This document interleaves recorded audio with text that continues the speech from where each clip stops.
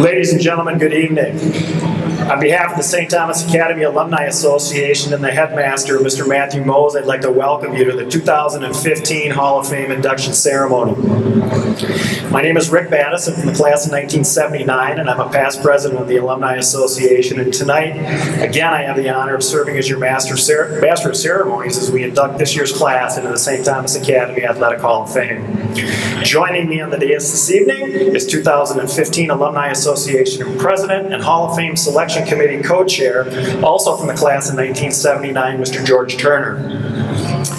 Before we begin this evening, let's take a quick look at the Hall of Fame selection process.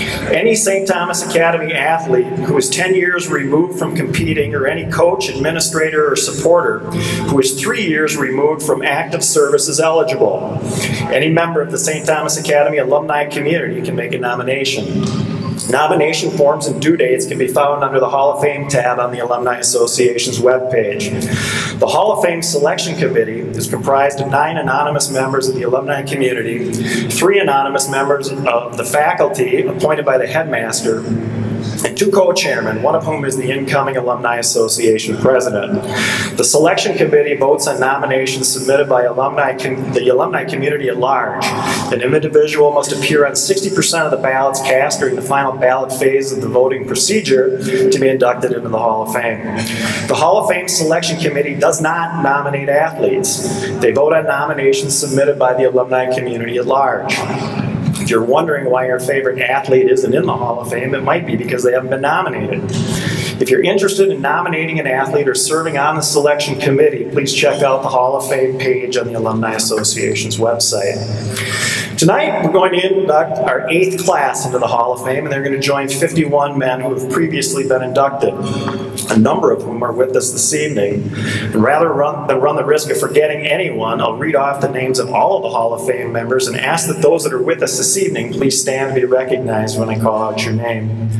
The class of 2008, Steve Dolan, Mike Wright, Ed Croca, Jerry Brown, Terry Flynn, Jerry Thomas, Joe Sturdivant, Tom Melchow, and Mike Robertson. The class of 2009 is John Horan, Jack O'Brien, Dick Swenson, Denny Monahan, and Andrew Brown. The class of 2010, Gene Hartman, Jack Salscheider, Chuck Kelly, Pat Eilers, Jim Murray, Dave Stevican, and John Kelly. The class of 2011 was Todd Spicer, Pat Masha, Tom Feely, Sean Maher, Angelo Giuliani, Skip McMahon, Dennis Fitzpatrick, Kevin Berg, and Tony Abbott. The class of 2012 was Tom Einat, Julian Bilski, Joe Jensen, Jack Hoffner, Ryan Murray, Randy Scarda, Mark Montgomery, and Dick Urbanski. The class of 2013 was Mike Mullen, Rich Allen, Roger Anderson, Jim Warner, Mike Flood, Pat Tingelhoff, Javier Collins, and Jeremy Harris. The class of 2014 is Herb Mischke, Wayne Taliber, Pat Thiele, Chris Brown, and Bill Miley. And now, let's meet the class of 2015. Our first inductees this evening are Bill and Diana Makens. They're the first members of the Hall of Fame who have been inducted in the supporter category. The Makens donation and participation in the construction of the school's football stadium was a defining moment in the athletic history of St. Thomas Academy. Their donation covered approximately half of the cost of the stadium and opened the door for over 120 additional donors to come forward and complete the project. The Makens family donation towards the football stadium was just the beginning. They would help rebuild the tennis courts the Academy now shares with Visitation. They would help rebuild the baseball field and supply the precast concrete for the dugouts. When it came time for the ice arena to be built, they would supply all the storm drainage piping. And finally, they would donate the first electronic timing system for the Academy swimming pool. With their support and participation, the Makens name will now forever be linked with St. Thomas Academy Athletics. Today, Bill and Diana Makens can be found living in Rancho Santa Fe, California, where Diana is the president and CEO of her own company, Inheritable World, and Bill is the president and CEO of his company, Royal Enterprises America. They have 7 children, Cindy, Katie, Melissa, and 4 Academy alums, James, 95, Michael, 98, John, 2001, and Christopher, 2003. They've also been the foster parents to 5 foster children. Ladies and gentlemen, would you please welcome with me 2015 Hall of Fame inductees, Bill and Diana Makens.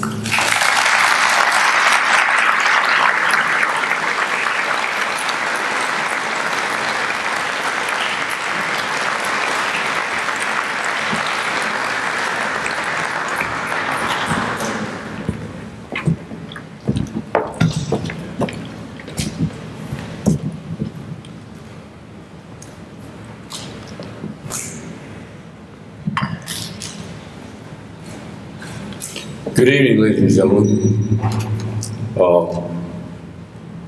I informed Diana that she's going to have to give a speech tonight, and she said, no.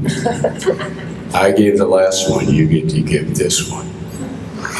Diana and I want to thank all here in St. Thomas Academy for this honor of being inducted into St. Thomas Academy's Hall of Fame.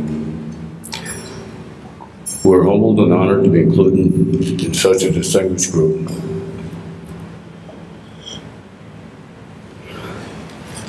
I have to tell you about Ole and Lena.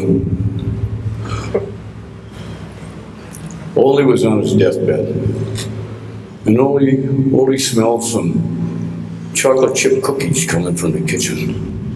And he says, Lena, I'm perking up here. I'm ready to meet St. Peter at the pearly gates, but I smell chocolate chip cookies. Do I not, Lena? She said, oh, Ole, you do. You do. I'm making chocolate chip cookies. Well, Lena, do you think I could have a couple chocolate chip cookies before I meet St. Peter at the pearly gates? She said, oh, no. Ole, these are for the guests at the wake.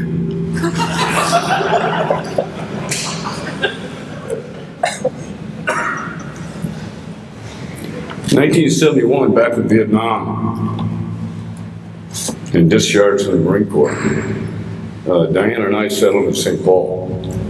And at the time, one of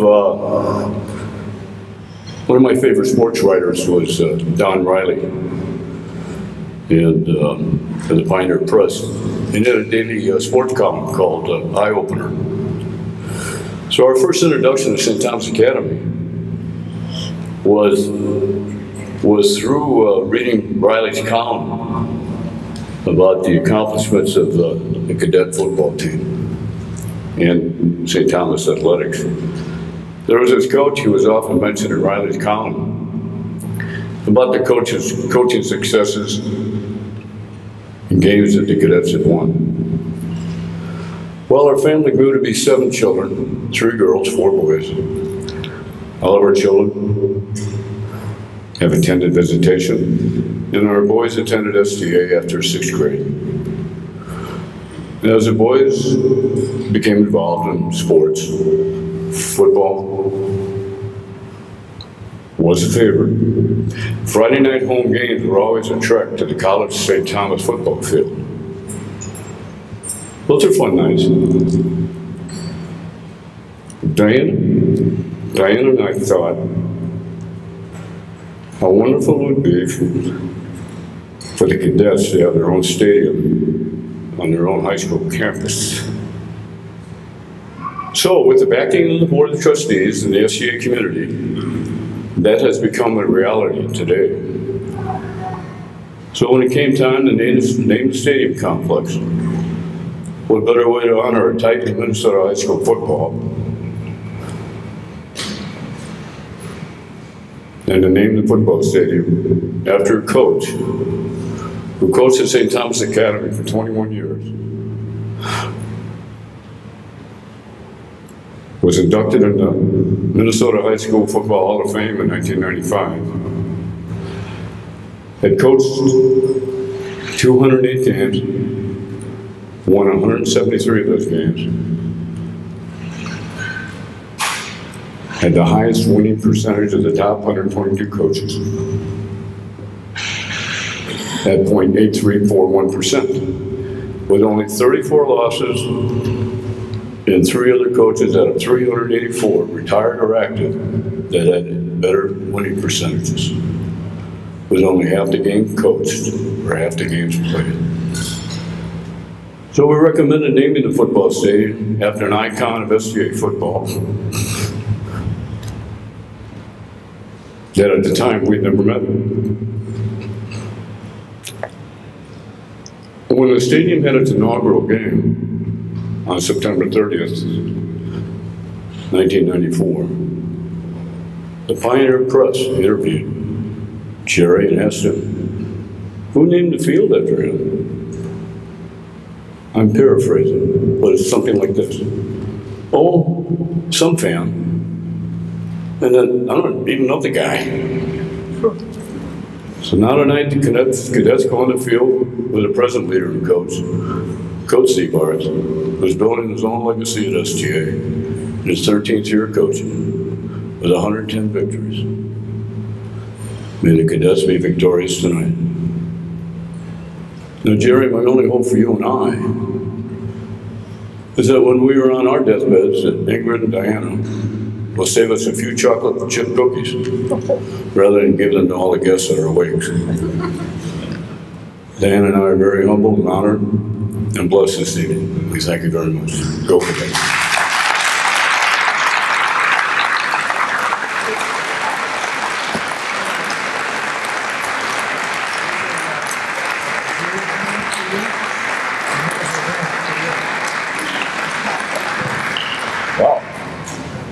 Please step over here, we'll take a photo. Makens. There's the camera right up here. To work out with the weights to hear it. Thank you. I appreciate that.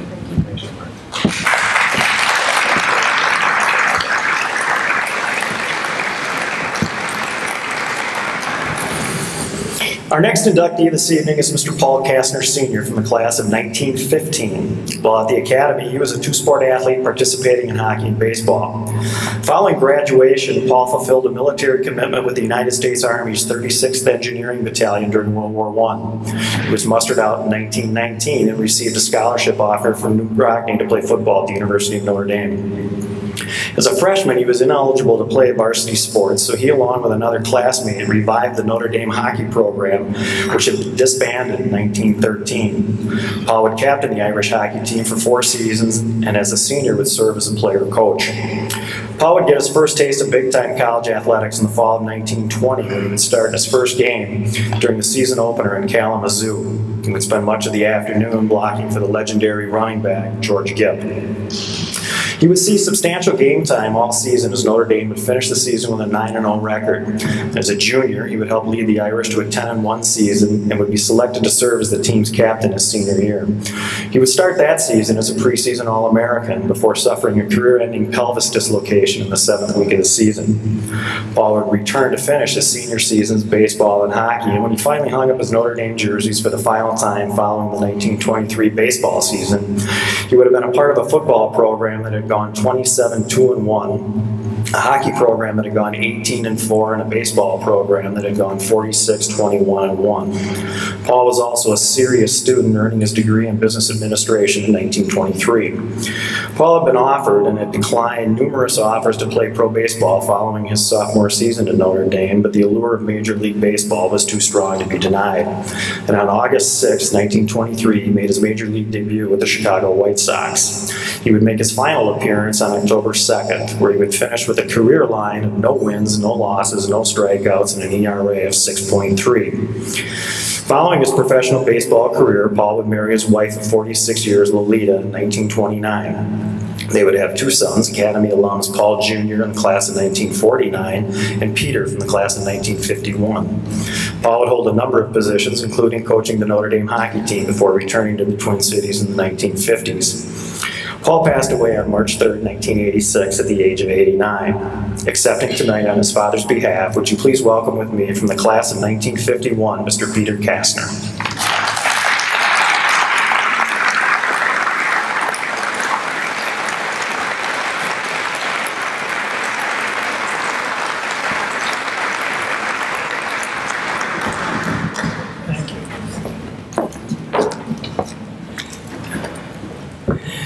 The month is March, the year 1947. And this is not an ancient history story, by the way. This is actually what I led. It was a Sunday, and my dad sat me down and said, "We're moving." We lived in Connecticut, New Canaan, Connecticut. And, okay, we're moving. Where are we moving? We're moving to St. Paul, Minnesota. Where's that, Dad? I didn't know where St. Paul, Minnesota was. Back in those days, we really didn't know what the rest of the country was doing. And a month later, we got in the car and we drove to Minnesota. My brother had been sent a year earlier to the academy where he boarded for his sophomore year. And I didn't know I'm 13 years of age. I didn't know where he was going. You know, I didn't know anything about it. And the reason I'm telling you this story is what St. Thomas Academy meant to my dad. That had to give up a job in Connecticut and move to Minnesota. And what happened is that a general agency had opened up at the Knights of Columbus in St. Paul, and he stepped into it, and then we moved here. And that's what my dad did and what St. Thomas Academy meant to him. Now, we talked about it today, my brother and I, sitting down over here. We talked about it today. He never talked about St. Thomas Academy at all. And I think his Notre Dame career outdid that once he got into Notre Dame. But the Academy didn't have any records back in those days. And from what I heard today, that Dan Flynn is the one that really looked up a lot of this information. So we're still hearing information we didn't know about. So my dad never talked about the Academy at all, but he sent us there, and that was great. He really, at that time, didn't come to our games at all because he was working as an insurance agent. He was working nights, but he did like to come to Dad's Day because he enjoyed hearing his name over the loudspeaker when they introduced the dads of the football players. So he did make those games.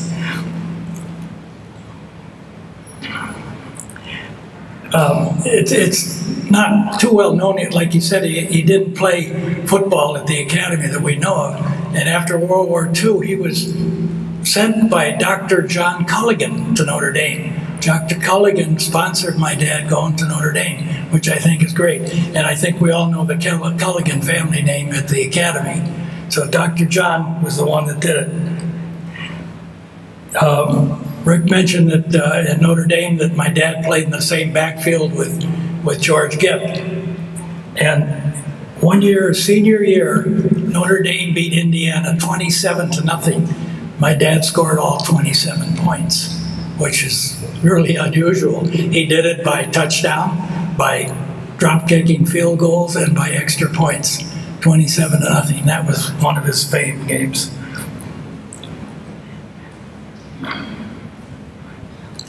And back in those days, they didn't have the All-American team, but he was nominated by by Grantland Rice. Grantland Rice was the dean of sports people back then, and he was nominated by Grantland Rice to his All-American team.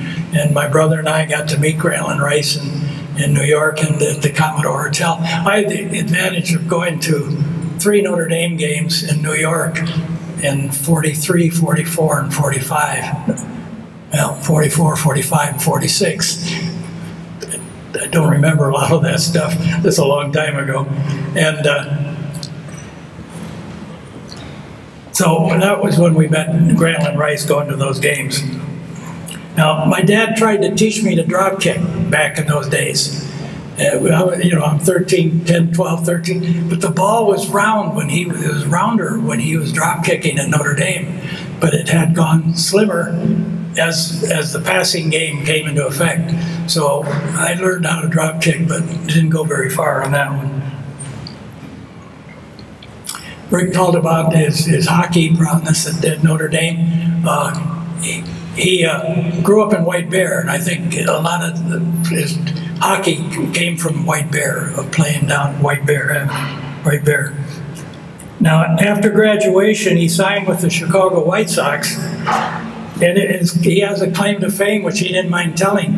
Ty Cobb stole home on him. So my dad tells me that story, and he doesn't mind mentioning that one. So that's his claim to fame. He didn't do very well in the pitching. He had an excellent rapport with New Rockney. Yep, I don't know if I'm doing that or not. He had an excellent rapport with New Rockney. He was his mentor, his coach, and my dad was a manager at Studebaker, and he was very instrumental in getting New Rockney a PR job in the summertime, the off season of football at Studebaker, where he was a PR man and spoke around the country, which was really nice. As a general agent for the Knights of Columbus in the late 40s and early 50s, he helped set up many consuls around the state of Minnesota. He was very instrumental in going out and talking there. And he loved to talk, and he was a very, very good speaker.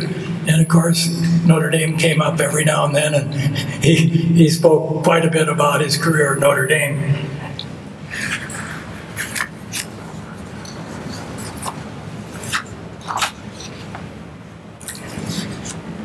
In closing, I'd like to say he'd be very, very proud standing up here receiving this award. And my brother and I are very proud, and we'd like to thank the Academy for nominating him for the Hall of Fame. Thank you very much.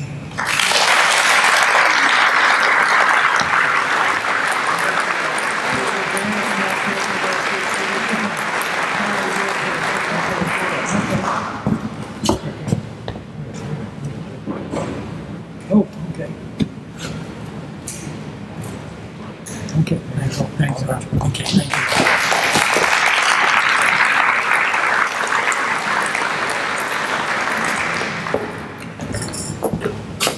Peter, I was hoping you were going to tell a story about late in your dad's career when they were playing the New York Yankees. Your father was up to bat, and a dog had run out onto the field, and there was a right fielder by the name of Babe Ruth who took his glove off and threw his glove at the dog to try and shoo it off the field. At the same time, your dad hit a fly ball to right field. And according to legend, Babe Ruth just caught the ball barehanded and ended the inning. I didn't hear that. Our next inductee this evening is John McDowell from the class of 1960. During his athletic career at the Academy, John was a 3-sport athlete and a 10-time letter winner.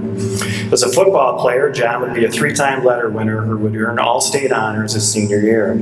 As a basketball player, he would be a 4-time letter winner who would help lead the cadets to the state championship as a senior in 1960.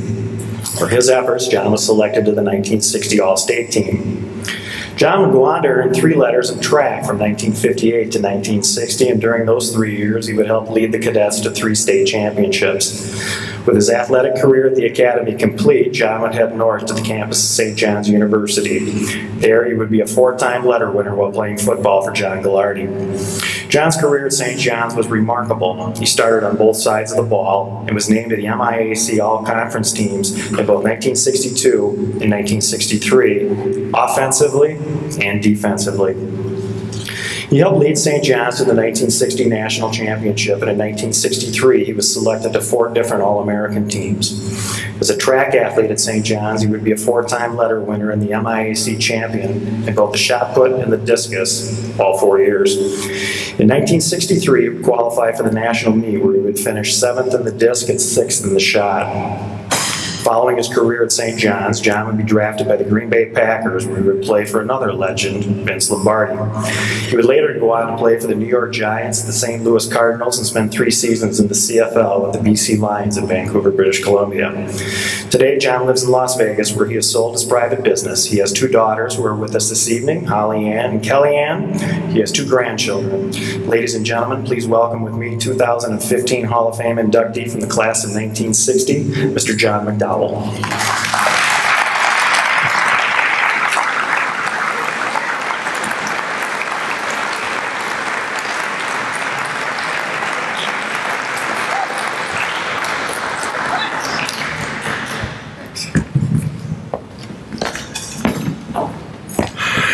Wow. You know, I hadn't even seen the new Academy. I thought I was still going back to, you know, St. Thomas, you know, the high school and the college, because there were so, but you know, I've been lucky all my life.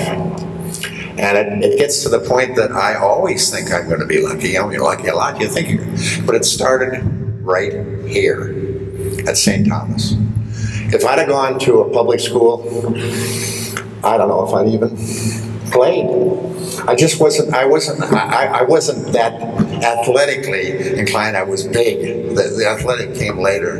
And here I learned to operate as a team, to actually study once in a while. I look back on the 4 years I spent at St. Thomas as the start of my life. And when I went to St. John's, I was lucky enough to play for a guy who's won more games in history than anyone. And I remember one time we were watching movies, and he ran this play over like about 7 times, and then he said, "Look it, he's still doing it." He actually wanted the films to change. He was a perfectionist. He went to Notre Dame to interview, and they said, "You only have 1 assistant. We've got 15, what would you do?" He says, "Fire 14 of them." He was like a father to me. When I first met him, he doesn't look like a professional football player or a football player. But when he was in high school, as a senior, or as a junior, the coach died, he took over and led him to the first undefeated season. Next year, undefeated. Then he went to Carroll College, lost 1 game in 4 years, went to St. John's and won the championship. It's pretty good. So I've been lucky enough to be around like Swenson and Allen and people that, that were so far advanced of me when I was playing here, that I learned, things don't come easy. You have to work. And with Lombardi was the type that if you played an absolute perfect game, he would say nothing. If you made 1 mistake and you won 60-0, he would make you feel like God hated you, your wife was going to leave you, your kids are going to kill you tonight. And I just, it's a luck. I mean, then I got involved in selling businesses, and it seems like every time. And then I had 2 beautiful daughters. My ex-wife name was Marianne. My oldest daughter is named Holly Ann, and my youngest daughter is Kelly Ann. And I must tell you, a lot of people called me John Ann. I don't know why. But if anybody here has kids, or you're talking to anybody, please tell them how fabulous this school is. This school does more for people than anything I can ever think of. It's the time. I mean, St. John's is wonderful, but by that time you're a little more cooked. When we come in here, we're like getting along. And this gets you up to the stage where you can really, really be successful. And it teaches you success. So I want to thank St. Thomas.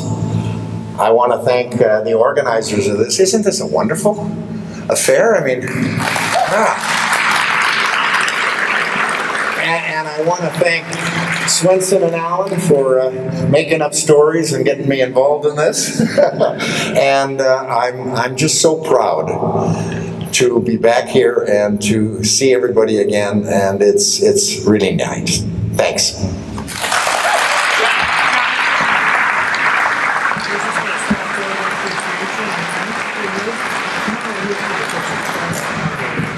Right here, John. This is exactly.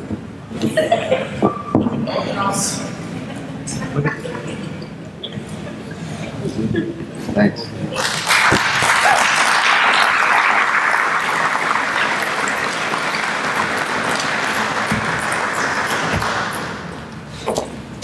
All right, Butternut 2, are you ready? Our next inductee this evening is Mitchell F. Berg from the class of 1977. During his athletic career at the Academy, Mitch was a 2-sport athlete and a 4-time letter winner. As a football player, Mitch was a 2-time letter winner and a member of the 1975 CCC Conference Championship and Minnesota State Class A Championship team. In 1976, he was selected to the All-Metro team. As a track athlete, Mitch was a 2-time letter winner and served as the team's captain his senior year. He would run the anchor leg on the 440-yard or mile relay team that was one of the fastest in Minnesota high school history. In 1977, their team posted the fastest time in Minnesota, and they would never lose a race. And they would achieve the following. They would be the Minnesota Outstate Indoor Champions. They would be the Gold Country Indoor State Champions. They would be the Burnsville Lions Relay Champions, where they would set the state record. They would be the St. John's Invitational Champions, where they would set a new meet record. They would be the Bloomington Trackorama Champions, which was the largest high school track meet in the upper Midwest. They would set a meet record there. They would be the Region 3AA Champions, where they would set the region record. Today, they still hold the STA 440 relay record. Mitch would also run the anchor leg on the STA 4x220 yard relay. The 4x220 relay team would also be the Gold Country Indoor State Champions, and they would set a Class A state record at the Burnsville Relays. That's also an academy record that still stands today. For his efforts, Mitch would be an all-state selection his senior year. With his athletic career at the academy complete, he too would head north to the campus of St. John's University. He would also be a 4-time letter winner for John Gallardi, and as a 3-year starter, he would help lead the Johnnies to a pair of MIAC championships and make an NCAA quarterfinal appearance. Following his career at St. John's, he would sign as a free agent with the Minnesota Vikings in 1981 and again in 1982. He would play in the Hall of Fame game in Canton, Ohio, and he'd see action in the first game ever played at the Hubert H. Humphrey Metrodome. He would be one of the final players cut from the Vikings roster in both 81 and 82, and after being released in 1982, he would be claimed by the Tampa Bay Bandits in the United States Football League, but he would decline to sign a USFL contract. With his playing days behind him, Mitch would return to the academy, where he would serve as an assistant coach for 9 seasons. During those 9 seasons, the cadets would win 3 conference titles and would win 4 section championships. They would also make 1 state semifinal appearance, and they would finish as the state runner-up in 2006. Today, Mitch is the president of Lakeland Steel in Cumberland, Wisconsin. He has 1 daughter, Megan, who's with us this evening, and he and his wife, Dana, live in Mendota Heights. Ladies and gentlemen, please welcome with me 2015 Hall of Fame inductee from the class of 1977, Mr. Mitchell F. Berg.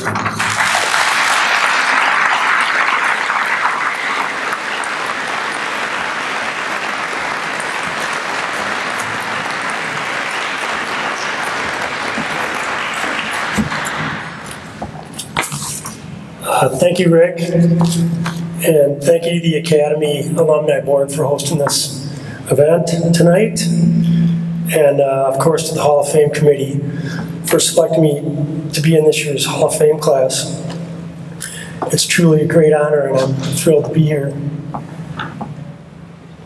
I also want to congratulate my fellow inductees. It's an honor to be up here with you guys today, too. This is a pretty lofty spot for a kid to be in who never played it down on his freshman football team and was one of the first guys cut off the freshman baseball team. In my wildest dreams back then, I don't think I ever saw myself being up here. But I had a lot of help along the way, and I have a lot of people to thank for that. All the people who coached me, mentored me, all my teammates who competed alongside of me and made me better. And all the great players who I had the privilege to coach, who made me a better coach. And over the years, I realized every one of those players made me a better guy and a better dad. Thanks to every one of you. Dad, don't do that to me, okay? The Bergs will cry at a good bake sale. So, just so you know, just as fair warning. I want to give a special thanks to my mom and dad for everything, for their constant support, their encouragement, for teaching me how to deal with adversity over the years, for their love, and for giving me a great roadmap on how to live my life. I'm so thrilled that you can both be here tonight. Very grateful for that. I also want to thank my 3 brothers who are here, Kevin, Tony, and Paul. They were all better high school football players than I was, and I was always very proud of that. They were my original teammates, and I'm still proud of every one of them. You know what, all I ever wanted to do when I was competing was to make them proud of me and make my mom and dad proud of me. So Thanks for being so supportive, guys, throughout the years. I think my biggest regret is that I never got to play alongside one of you guys on the football field. That would have been a huge thrill. My wonderful daughter Megan's here today with her boyfriend, former STA track star Drew Ayotte. They're sitting right over here. I was very fortunate when I was coaching football here. Megan was going to high school over at Visitation, and that's a great way to understand which boys you want your daughter to go out with and which ones you don't. So as a tip to anybody, if you want to coach over there, if you have a high school age daughter, if you want to coach here, that's a good way to keep tabs on everybody. Megan was our biggest fan when I was coaching, and she was my biggest inspiration. She used to write notes for me before the games and leave them on the windshield of my car or leave them somewhere. I still have a lot of those notes, honey. Thanks for coming today. I owe a special thanks to my wife, Dana, who's sitting over here. I hunt in the fall, and football season's in the fall, and I coached football. So I used to say goodbye to my wife on September 1st and say hello to her again on December 1st. And she was great about giving me all the time that I needed, very generous about that, because it took a lot of time to coach, combined with all the hunting stuff that I did. So thanks, Tom. I was unbelievably fortunate to have played for some Hall of Fame legendary coaches. When I was here, my football coach was Jerry Brown in the high school Hall of Fame here. I went to St. John's. John Gallardi's the winningest coach in the history of college football, and he's in the Hall of Fame. And then when I went to the Vikings, I played for Bud Grant. Now, there's probably some people sitting out there right now going, God, this guy played for Jerry Brown, John Gallardi, and Bud Grant, and he still couldn't make it in the NFL. Trust me, I've asked myself that question a number of times, and I don't really like the answer that I come up with, so we're not going to talk about that. Thank you to those guys, to Jerry especially. You changed my life, Jerry. Thank you very much. To John and Bud, the same. But there's a couple coaches that I want to talk about who aren't quite as well known as those two. First of all, my B Squad football coach, Earl Wetzel. I don't think Earl's here tonight. If he was, I'd give him a big hug. But I didn't play it down when I was a freshman, and I didn't play it down the first 4 games of my sophomore year. And then Earl changed my position from offensive end to defensive back, and he started me in the last 4 games of my B Squad year, and that changed my life, to tell you the truth. It propelled me into being able to play here as a senior, and then going to St. John's, and then going to the Vikings, and all the other things that have happened to me since then. So if you're a coach and you don't think you're having a big effect on a kid's life, guess again. And Bill Culbertson, my track coach. Bill made me the captain of the track team my senior year, and then he taught me what it meant to be a captain and what you had to do to be a captain. And I've never forgotten those lessons, Bill. Thank you. I still remember all the other things you taught me as well, Bill. He's the person who nominated me for the Hall of Fame here 5 or 6 years ago. And I told him at the time he nominated me, if I never get into the Hall of Fame, it doesn't matter, because it means enough to me that you nominated me to be in here. I still feel that way, but now I don't have to say that anymore, Bill. Thanks again for everything. I was very fortunate to have great teammates through my athletic life. Some of them are here tonight. I played on a state championship football team that I think had 18 or 20 guys who went on and played college football. And when you're around guys who are at that level of excellence and who do things that way, it rubs off on you and it makes you better. And I owe every one of those guys and every one of my other teammates something for what they gave to me. And last but not least, my relay partners, Frank Hamill, Dan Flynn, and Larry Holtz. Without them, there's absolutely no way I'd be standing up here today. we were a team. We looked out for each other. We made each other better. We pushed each other. We were truthful with each other. We were four guys who were dedicated to each other, and we were dedicated to winning and dedicated to being excellent. We had a great coach pushing us that way. It's funny, we used to run drills together out here where we were supposed to jog or run like 75% speed around one lap and then jog for a half a lap and then run 75% and then jog half a lap.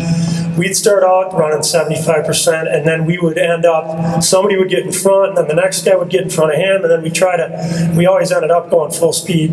I see Dan Flynn laughing over there. And then the laps where we were supposed to jog a half a lap, we never did that either. Nobody wanted to lose. So we just raced each other all the time. But you know what, guys? When I was doing this and I was thinking about all this stuff, I miss you guys. I do. I miss running.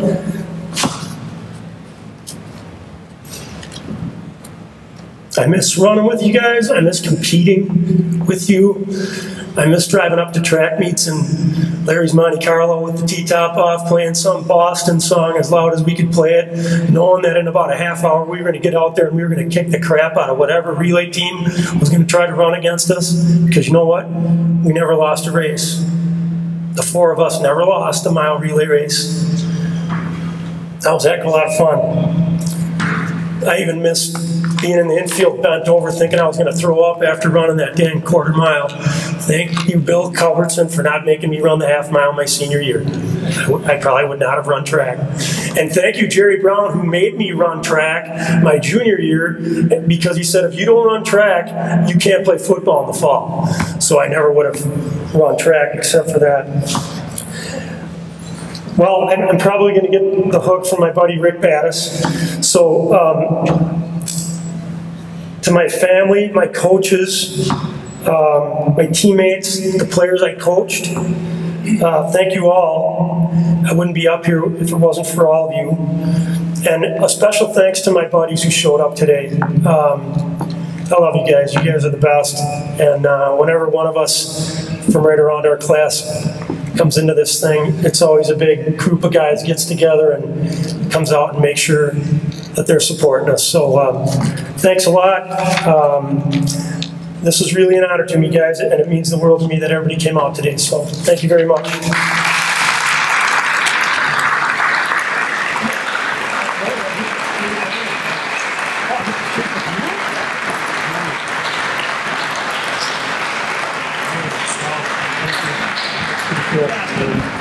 Thanks, George. Dana, he said 6.5 minutes. What do you got it clocked on your phone at? I think he went over.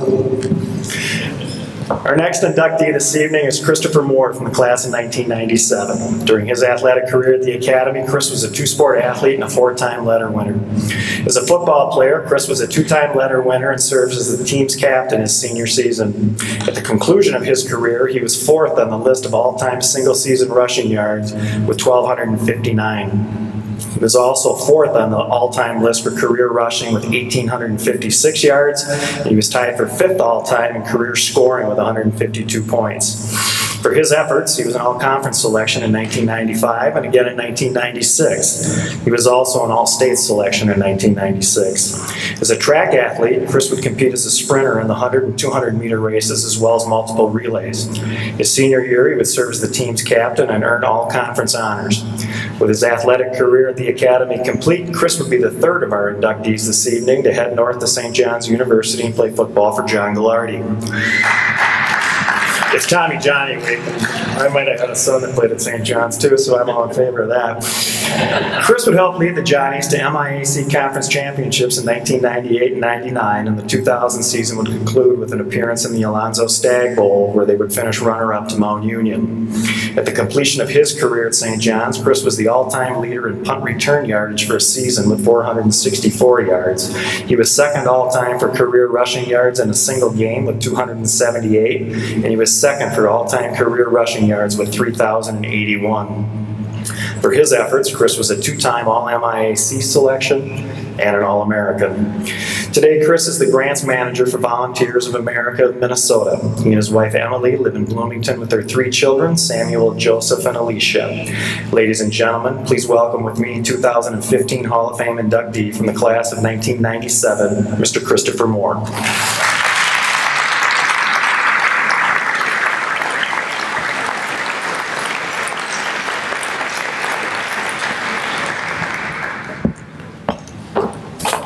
Wow, what an honor. Thank you to my brother-in-law, Tony Kinsley, who nominated me for this award. I think it helps that he's on faculty to squeeze me in here. So after hearing all your accomplishments, I'm not sure if I belong.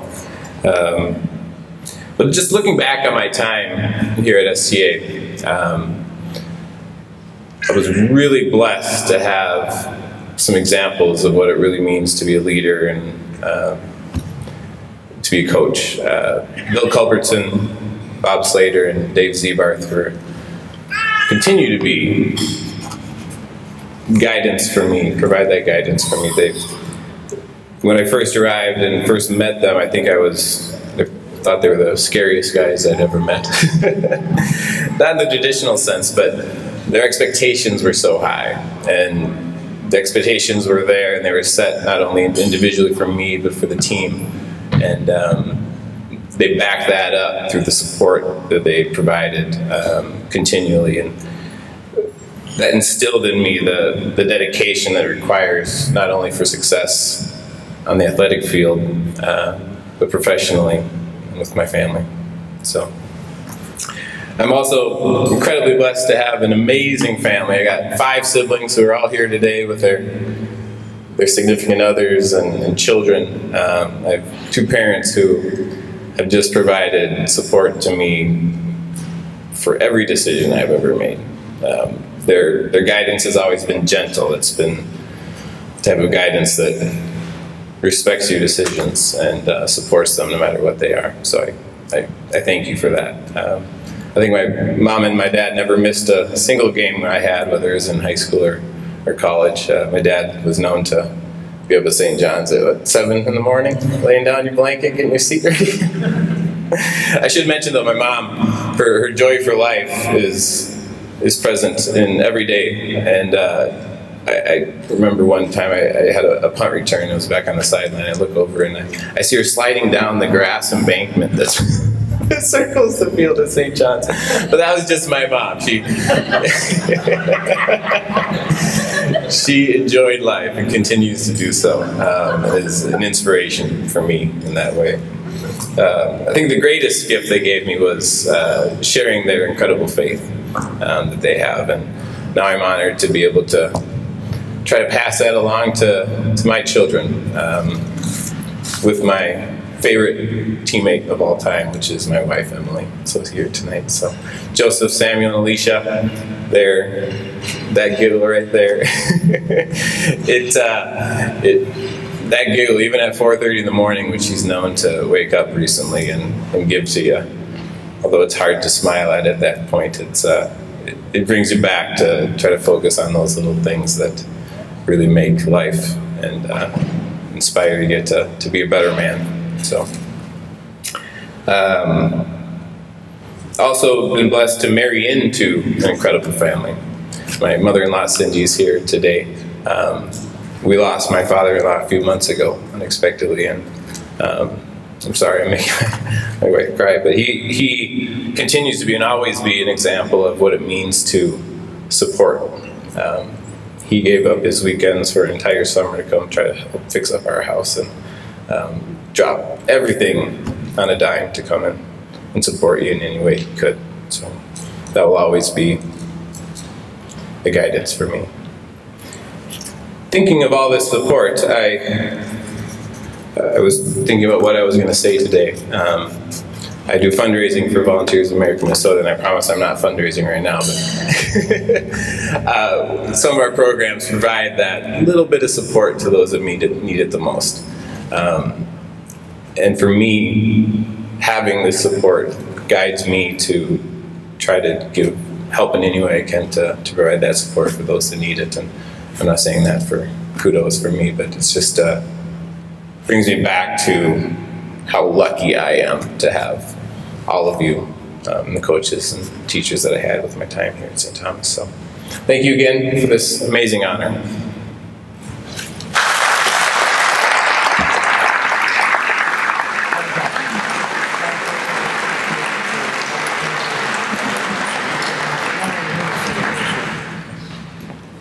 Come on, you're right here.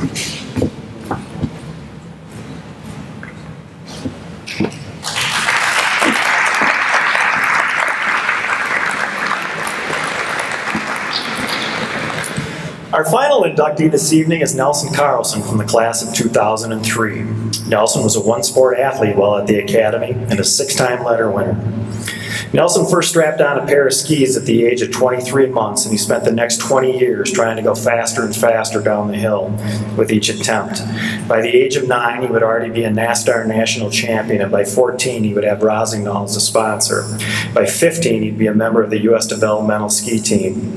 He would become a USSA Mid-Junior American champion and a 2-time Mid-American overall champion. He'd be ranked 3rd in the United States and 23rd in the world. He would earn starts in 5 U.S. Nationals, 1 Junior World Championship, and 7 Junior Olympics, where he would earn 14 trophies in 7 years, and finish out his junior skiing career with 135 first-place finishes. And then he'd have his picture hung on the Wall of Fame at Buck Hill across from a pretty good local skier named Lindsey Vaughn. He'd accomplish all of this by the age of 17. While skiing for the academy, Nelson would be a 6-time letter winner and serve as the team's captain his junior and senior years. He would power the cadets to a 3rd-place finish at the state meet in 2000, to a 2nd-place finish in 2002, and state championships in 2001 and again in 2003. As an individual, Nelson would win every race he entered but one. He would win the Welch Village Invitational, the largest high school ski race in North America, 4 times. He would be a 4-time section champion and a 3-time individual state champion. For his efforts, he would be selected as the Prep Sports Athlete of the Week 4 times. He would be the team's MVP 4 times. He would be a 6-time All-Conference selection and a 5-time All-State selection. Before his high school graduation, Nelson would be skiing on the NORAM and Europa Cup circuits in Canada and Europe. He would finish his competitive skiing career in 2005. With his racing career complete, Nelson would return to the Twin Cities, where he would find his way back to the academy, and for the last 11 seasons, he's been an assistant to his father, Tom, coaching the cadet alpine ski team. Today, Nelson is living in Egan, is the bar manager and supervising bartender at the Barrio Lower Town in St. Paul. He has 1 daughter, Emily Lynn Lee. Ladies and gentlemen, would you please welcome with me our final inductee this evening from the class of 2003, Mr. Nelson Carlson.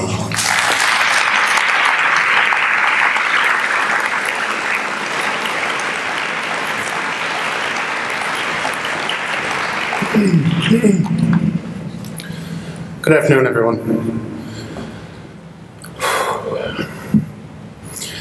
Ex umbris in veritatem, out of darkness into truth. This is a creed that we've all stood by for a number of years and has been etched in my mind since the first day of 7th grade here at the academy and sculpted my way that I live my life ever since. The belief that there is inherent good in all things, you've just got to find it. I am thankful to the Hall of Fame committee for all their votes to place me here. Thank you very much. I am also grateful and forever grateful to Mr. Bill Miley, who nominated me and had the courage to put me on the varsity team in 7th grade. Despite all the protests, Bill, you gave me the first of 6 fantastic years. You believed in me, you guided me, and you made me smile, especially with that enormous laugh that you could hear from across the hill. Thank you from the bottom of my heart. I'm very blessed to be an alumnus of this academy. It means the absolute world to me. Without the support of Mr. Jack Czar, Mr. Bill Miley, Scott Menzel, Matt Mattice, my father, and members of my graduating class, I'd never have the chance to stand here and accept this monumental honor. Those leaders and influencers saw an inherent good in something and invested their time and effort and took pride in watching the results. I'm very humbled by the support that I've received over the number of years of my skiing. I've spent my life surrounded by alpine skiing, learning to deal with a myriad of constant changes, challenges, obstacles that confront every racer every single day of every run. But the physical and mental skills provided by the Academy helped me adapt, prepare, and do everything that I could to find the best in myself. Focus, discipline, and priority, or the ability to prioritize, are all the life skills that I was able to be given by the Academy. St. Thomas provided a platform of learning that I could understand and develop, or I could develop an understanding of who I am, as well as the goals that I wanted to achieve. It gave me a place, it gave me a team, and it gave me a home. My fellow cadets created an environment that I could thrive in, allowing me the first real feeling of a team.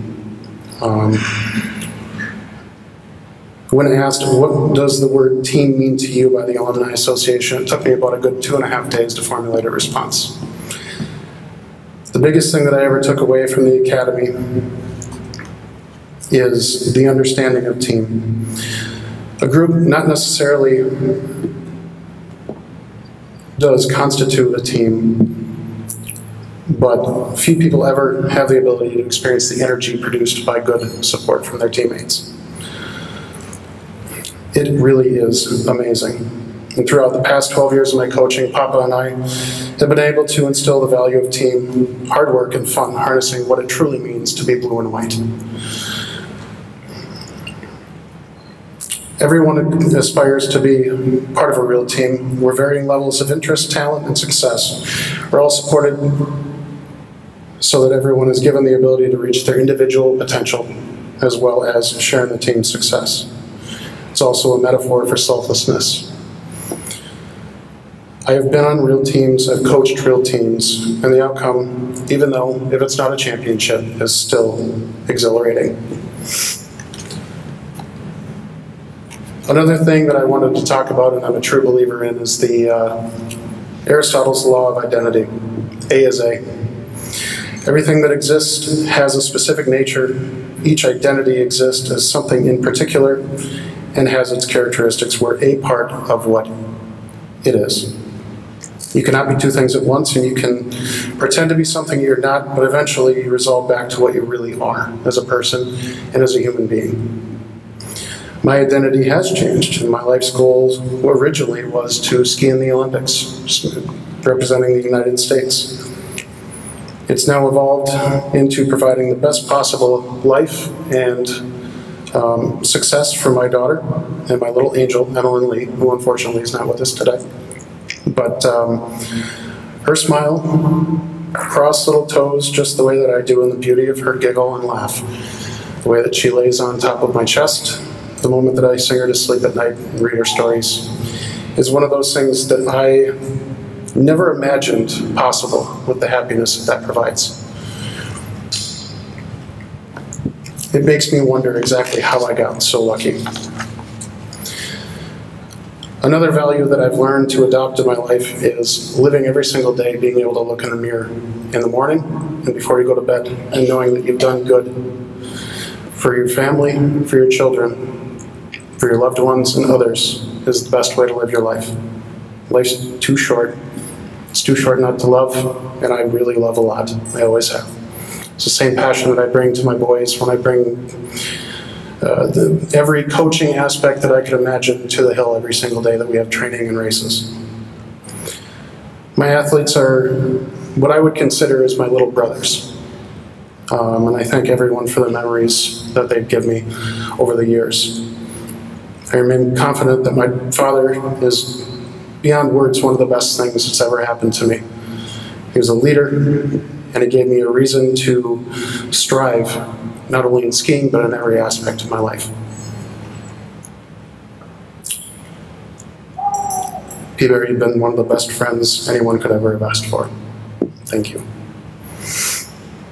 I've lived a very blessed life, and thank you to everyone, each of you, teachers, staff, academy, and all the boys that I look forward to coaching in the future as well as the past. Thank you very much for providing such an outstanding memory. To all the future cadets who may listen to this speech over a recording one day, I look forward to providing you the absolute best opportunity possible to be able to achieve your goals in our Alpine program, as well as the ability to look back at the Academy one day and think and reflect and remember how you got there and what it took with the people around you, much like I have done here today. Thank you for everyone for your love and support. I'd love to finish up with two very important quotes. One, my father was sure about certain matters pertaining to the universe. To him all good things, trout as well as eternal salvation, came by grace, and grace comes by art, and art does not come easy. I think the art is what you do with your life. The second is, a river was cut by the world's great flood and runs over the rocks at the basement of time. On some of those rocks are timeless raindrops. Under the rocks are the words, and some of the words are theirs. Eventually all things merge into one, and a river runs through it. It's a good way to look at life. Thank you very much for this opportunity.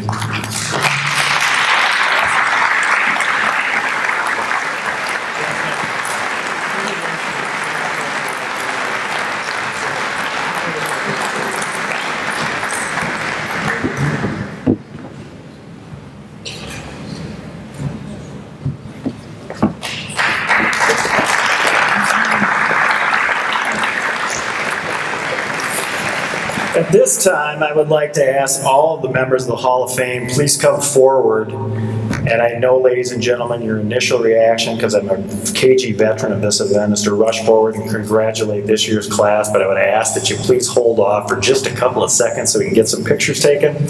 So if we get all the Hall of Fame guys to come up, first we're going to take a picture of this year's class, then the entire group, and then feel free to enjoy the evening. The bar is open. On behalf of the Alumni Association, thanks for joining us tonight.